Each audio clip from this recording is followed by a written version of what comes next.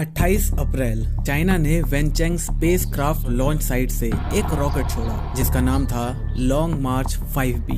Actually में ये एक स्पेस लॉन्च व्हीकल है जो कि 25,000 किलो तक के वेट को स्पेस में आसानी से पहुंचा सकता है। इस रॉकेट के साथ चाइना ने अपने स्पेस मिशन के पहले मॉड्यूल तियानहे स्पेस मॉड्यूल को भेजा था। ये चाइनीज प्रोग्राम एप्से के फाइनल फेज का पहला लॉन्च था जो कि चाइना के स्पेस स्टेशन बनाने का प्रोग्राम है। ये चाइना का आज तक का सबसे बड़ा रॉकेट है जिसके कोर का वेट करीब 21 टन और लेंथ 100 फीट से भी ज्यादा है। इस रॉकेट को भेजने का आखिर मकसद क्या था? देखो, हम सबको पता है कि पूरी दुनिया गूगल का इस्तेमाल करती है, फेसबुक चलाती है, लेकिन चाइना हम सब से बिल्कुल अलग चलता है। वहाँ उनका खुद का गूगल है, वहाँ उनका खुद का फेसबुक है, वहाँ उनके खुद के इंस्टाग्राम्स है। मतलब इन शॉर्ट वो नहीं चाहता कि वो किसी भी दूसरी कंट्री के ऊपर किसी भी तरीके से डिपेंड रहे। या फिर उसका ये भी रीजन हो सकता है कि चाइना नहीं चाहता कि कोई भी उसके पर्सनल काम में किसी भी तरीके का इंटरफेयर करे या फिर उनके ऊपर किसी भी तरीके की जासूसी करी जा सके, क्योंकि हम सबको पता है कि चाइनीज कैसे हैं। अब दुनिया में अगर हम बात करें सबसे बड़ी कंट्रीज की, तो अमेरिका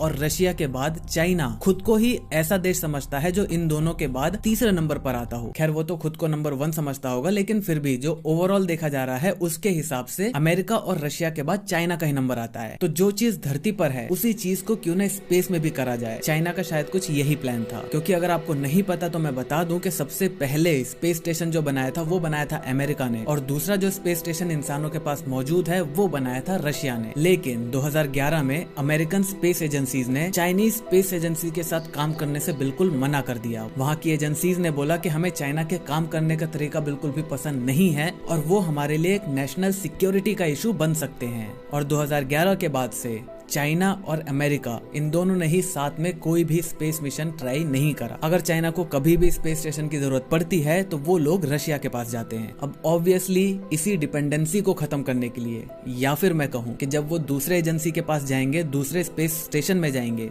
तो वो वहाँ पर अपने मन चाहे अनबड़ंत जितने भी घटिया तरह के एक्सपेरिमेंट्स हैं शायद वो लोग वहाँ पर ना कर पाए। इसी चीज से बचने के लिए वो लोग खुद का स्पेस स्टेशन बनाना चाह रहे हैं और लॉन्ग मार्च 5B रॉकेट उसी के फाइनल स्टेप का सबसे पहला स्टेज था। अगर हम बात करें इस लॉन्च में यूज करे गए कोर मॉड्यूल, यानी कि जो रॉकेट का मेन हिस्सा होता है जिसको रॉकेट ऊपर लेकर जाता है, तो वो 3 क्रू मेंबर्स को लाइफ सपोर्ट, लिविंग क्वार्टर्स और स्टेशन के लिए गाइडेंस, नेविगेशन और ओरिएंटेशन के कंट्रोल को वो प्रोवाइड करेगा। मॉड्यूल के 3 सेक्शंस हैं, एक हैबिटेबल लिविंग क्वार्टर, दूसरा नॉन हैबिटेबल सर्विस स्टेशन और तीसरा डॉकिंग हब। कोर मॉड्यूल को ऑर्बिट में सक्सेसफुली प्लेस करने के बाद चाइनीज स्पेस एजेंसी का लॉन्ग मार्च 5B से उनका कंट्रोल छूट गया और अब ये काफी तेजी से हमारी धरती की तरफ आ रहा है। पहले के जो रॉकेट्स होते थे वो इतना ज्यादा पेलोड कैरी करने के लिए डिजाइन नहीं किए जाते थे, इसीलिए जब वो किसी भी चीज को स्पेस में छोड़कर वापस आते थे तो नीचे आते टाइम ही वो एटमॉस्फेयर में जलकर पूरी तरीके से खत्म हो जाते थे। लेकिन अब जो रॉकेट्स बन रहे हैं वो काफी ज्यादा पेलोड्स को कैरी करते हैं, इसी वजह से उनका साइज भी बहुत ज्यादा होता है और इसीलिए वापस आते वक्त एटमॉस्फेयर में उनका मेजर पार्ट जो है वो खत्म हो जाता है, लेकिन फिर भी वो पूरी तरीके से खत्म नहीं होता। इसीलिए जो भी स्पेस एजेंसी उसको ऊपर भेजती है वो उसे कंट्रोल्ड तरीके से धरती के इस हिस्से में गिराने की कोशिश करती है। धरती का ये हिस्सा पानी का सबसे बड़ा एरिया है, मतलब अगर यहाँ पर एक प्रोबेबिलिटी भी लगाई जाए तो भी जो रॉकेट गिरेगा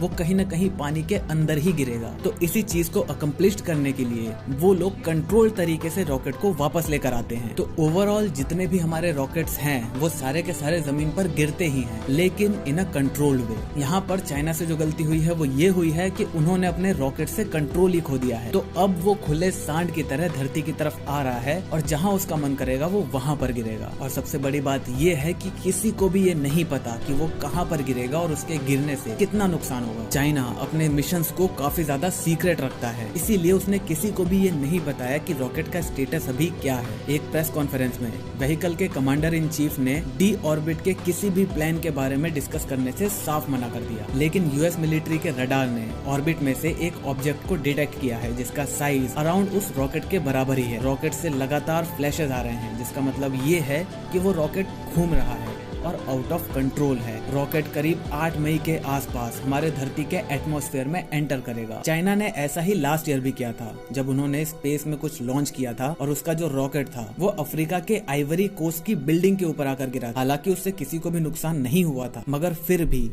एक रॉकेट को सीधा एक रेसिडेंशियल इलाके में गिराना, ये वाकई में बहुत ही बड़ी बात है। ऐसे तो एक दिन चाइना किसी परमाणु रॉकेट को लॉन्च कर देगा और पूरे देश को खत्म करने के बाद बोलेगा कि यार गलती से हो गया ये तो। अब देखो, कोई भी नॉर्मल जो स्पेस एजेंसीज होगी वो क्या चाहेंगी कि वो रॉकेट के पाथ को, उसकी ट्रेजेक्टरी को ऐसे डिजाइन करे कि वो अपने पेलोड को ऑर्बिट में छोड़ने के बाद अगर इन केस वो किसी भी तरीके से आउट ऑफ कंट्रोल हो जाता है तो वो धरती के उसी पार्ट पर गिरे जो कि मोस्टली पानी से कवर्ड है। लेकिन यहाँ पर हम बात कर रहे हैं चाइना की, तो जब तक ये रॉकेट गिर नहीं जाता तब तक हम बिल्कुल भी सेफ फील नहीं कर सकते। साइंटिस्ट का कहना है कि अगर ये रॉकेट नॉर्दर्न हेमिस्फीयर में कहीं गिरता है तो ये न्यूयॉर्क, मैड्रिड या फिर बीजिंग में कहीं गिरेगा, और अगर ये साउथ हेमिस्फीयर में कहीं गिरता है तो फिर ये चिली, वेलिंगटन या फिर न्यूजीलैंड के किसी इलाके में गिर सकता है। लेकिन अभी भी कुछ कहा नहीं जा सकता। ये लॉन्च चाइना स्पेस स्टेशन के 11 लॉन्चेस में से सिर्फ पहला लॉन्च था। चाइना अगले साल तक इस स्पेस स्टेशन को फुल्ली वर्किंग बनाना चाहता था। अभी सिर्फ इंटरनेशनल स्पेस स्टेशन ही ऐसा ऑब्जेक्ट है जो कि हमारी धरती को ऑर्बिट करता है और वो फंक्शनल है, लेकिन अगले कुछ सालों में इस स्पेस स्टेशन को भी खत्म कर दिया जाएगा। तो ऐसे में अगर चाइना अपना स्पेस स्टेशन बना लेता है तो सिर्फ चाइनीज स्पेस स्टेशन ही एकलौता स्पेस स्टेशन रह जाएगा, और चाइना इसे कम से कम 10 साल तक फंक्शन रखने का प्लान कर रहा है। 1990 के बाद 10 टन से ज्यादा वेट का कोई भी ऑब्जेक्ट ऑर्बिट में नहीं छोड़ा गया है जो कि अनकंट्रोल तरीके से री एंटर करे। हार्वर्ड यूनिवर्सिटी के एस्ट्रोफिजिसिस्ट जोनाथन मैकडॉवेल ने कहा कि इस रॉकेट के कुछ पीसेस री एंट्री करते टाइम सरवाइव कर जाएंगे और इसका साइज